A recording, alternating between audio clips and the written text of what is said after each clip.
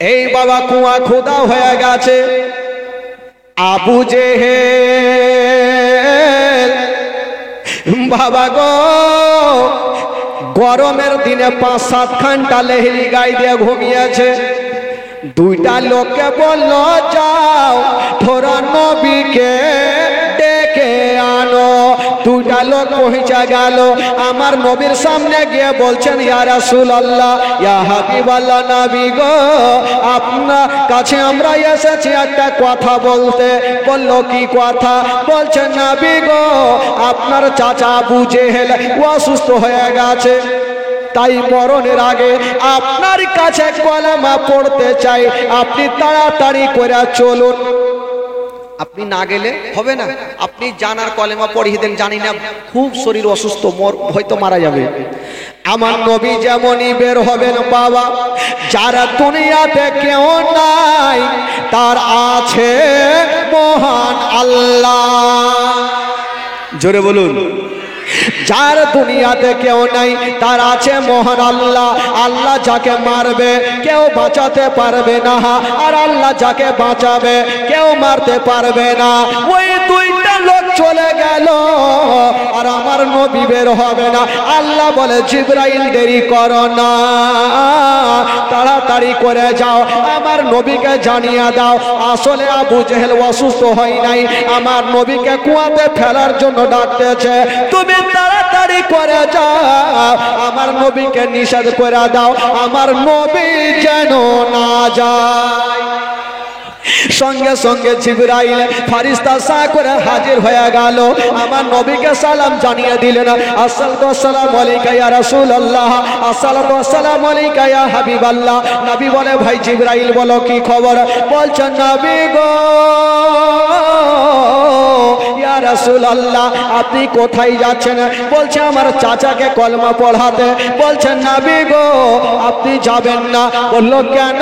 বলে এই জন্য যাবেন না আসলে আপনার আবু জেহেল চাচা অসুস্থ হয় নাই, আপনাকে কুয়াতে ফেলার জন্য ডাকতেছে, আপনি যাবেন না।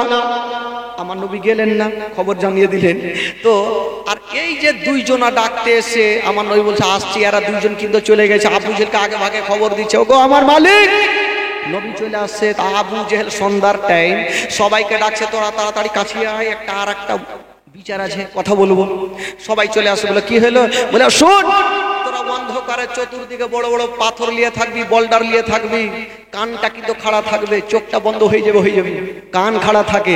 আর যখনই ধাপাং করে একটা শব্দ শুনবি বুঝবি নবী পড়ে গেছে, তখন লাগবি পাথর মারতে। আর শুন যখন তোরা পাথর মারবি হয়তো নবী তো পড়বে, পাথর মারবি তো বাঁচার জন্য বলতে পারে আমি তোমাদের মালিক আছি ছেড়ে দাও। মালিক বলে আরো মারবি, বুঝলে চিন্তা নেই, এই ধাপাং শব্দ তো আগে আসু তারপরে দেখে নিব। এই বাবা চতুর্দিকে লোকজন পাথর নিয়ে লুকিয়ে আছে, এইদিকে নবী তো আর আসে না।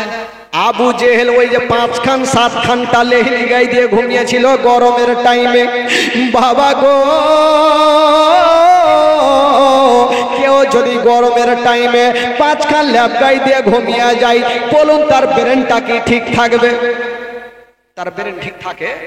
গরমের টাইমে হাই প্রেসার হয়ে গেল, রাগের মাথায় বাবা গো আর ব্রেনে কাজ করলো না, রাগের মাথায় উঠেছে আর বলছে হারে তোরা কি নবীকে ডাকিসনি?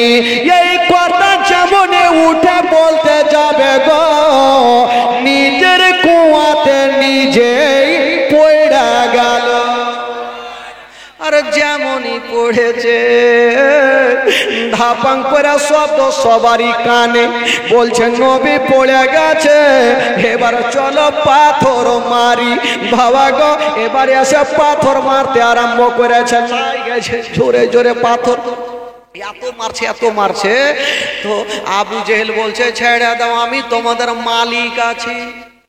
তো বেটা শিখিয়ে রেখেছে, মালিক বলে আরো মারবে। যেমনই মালিক বলেছে আরো মারছে লোকজন, বাঁচার লেগে মালিক তোর মালিক ছুড়িয়ে দিব। মারতে মারতে একটা লোক পিছনে ঘুরে দেখছে হারে চকিতে আমাদের মালিক উঠে গেল। আমাদের মালিক আবু জেহেল কই? চার একটা জ্বালিয়ে যেমনই দেখছে গো, দেখছে আবু জেহেল টাকলু পড়ে আছে। আবু জেহেল বলছে ভাইরে আমাকে বাঁচা, নাহলে আমার জান গেল। ও তুই পড়লে খুব ভয় লাগছে, নবীকে ফেলতে তো খুব ভালো লাগতো। লোকজন বললো চিন্তা নাই হুজুর, আপনাকে এত সহজে মরতে দি। ভালো মানুষ তাড়াতাড়ি মারা যাবে ভাই, খারাপ মানুষ জীবনে মরবে না ভালো করে, ওর মরণ না থাকলে মরবেই না। আবু জেহেল বলল তাড়াতাড়ি তুলো না, আমার জান গেল।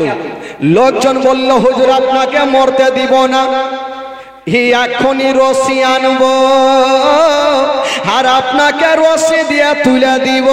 বাবা গো, এবার রশি নামিয়ে দেওয়া হইল। আবু জেহেল এক হাতের জন্য ধরতে পারে না। আবু জেহেল বলে ধরতে পারি না, এক হাত রশি লিয়ে আবার বড় রশি লিয়ে আসলো, আবার জোর দিয়ে নামালো, আবার এক হাতের জন্য ধরতে পারে না, আবার রশি নিয়ে আসা হইলো, আবার জোর দিয়ে নামালো, আবার এক হাতের জন্য ধরতে পারে না। বাবা গো, এই করে করে গোটা মক্কার রশি নিয়ে আসে, জোর দিয়ে নামালো, আবু জেহেল ধরতে পারে না। আবু জেহেল বলে হারে তোরা রশি নিয়ে আসিস না, খেল করছিস, আমার এখানে জান যাইছে আর তোরা কি করছিস?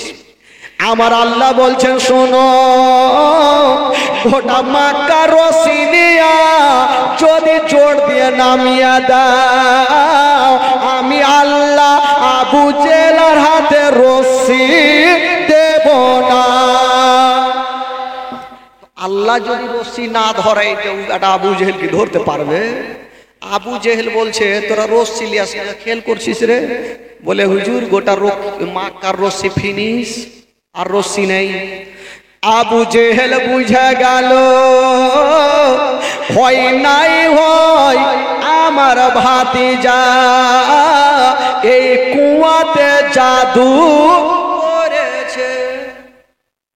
এই বেটা জাদু করেছে, তাড়াতাড়ি করে যাও, পৃথিবীর কেউ তুলতে পারবে না, আমার ভাতিজাকে নিয়ে এসো, নাহলে এতে পয়সা মরবো। তো লোকজন বললো হুজুর যাই যদি বলি যে আপনার জন্য কুয়া পিতা নিজে পড়ে গেছে, তা আসবে না?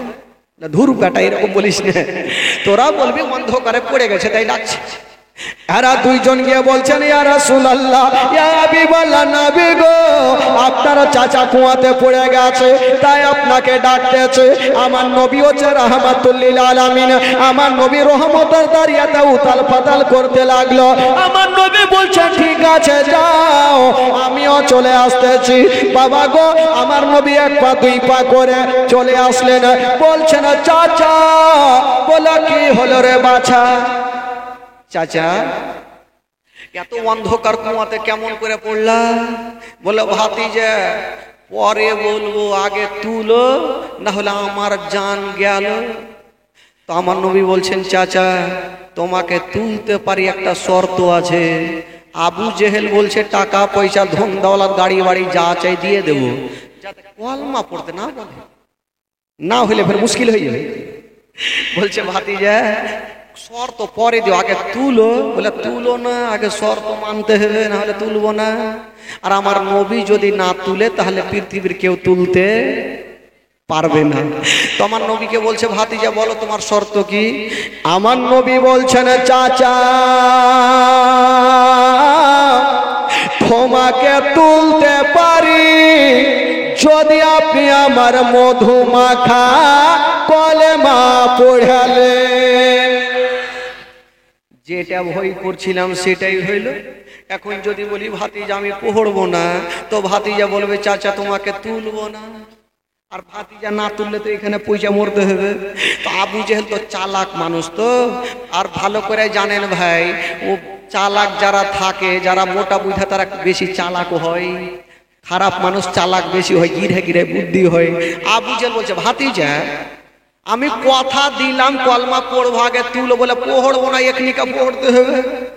বলে ভাতিজা রে এ অন্ধকার কুয়াতে কেমন করে পড়বো, আগে তুলো, আমি কথা দিলাম পড়ে নিব। আমার নবী বুঝে গেলে এই কুত্তার দুম সোজা হবে না, একে তুলে এই দিন হলে কেউ তুলতে পারবে না। আমার নবী বলছে না চাচা গো দেরি করো না, ও গো চাচা তাড়াতাড়ি আপনার হাত খানা বাড়িয়ে দাও। আবু জেহেল বলছে হাত বাড়াও, গোটা মাক্কার রশি নিয়ে এসে তুলতে পারলো না। আর এই বেটা বলছে হাত বাড়াও, ফের তো বেটা জাদু করছে মনে হয়েছে। উইটা বলছে না, যদি বলে দেবেন তোকে তুলবেই না। উঠাই যায়, তারপরে দেখা যাবে। আমার নবী বলছেন চাচা হাতখানা বাড়িয়ে দাও। আমার দয়ার নবী মোস্তাফা নিজের হাতখানা বাবা গো যেমনই কুয়াতে নামিয়েছেন, আমার আল্লাহ তাআলা আমার নবীর হাতকে লম্বা করে দিয়েছেন বাবা। আবু জেলের হাতখানা ধরে এত জোরে টান দিয়েছেন বাবা, টান দিয়ে আছাড় মেরে জমিনে ফেলে দিয়েছেন। গায়ের ধুলাগুলা ঝাড়ছে, চলে তো যাব একবার বলে দেখি। বলছেন চাচা, বলো কি হইল বাছা? চাচা তুইলে তো দিলাম, এবার কলমা পড়ে হেলাও।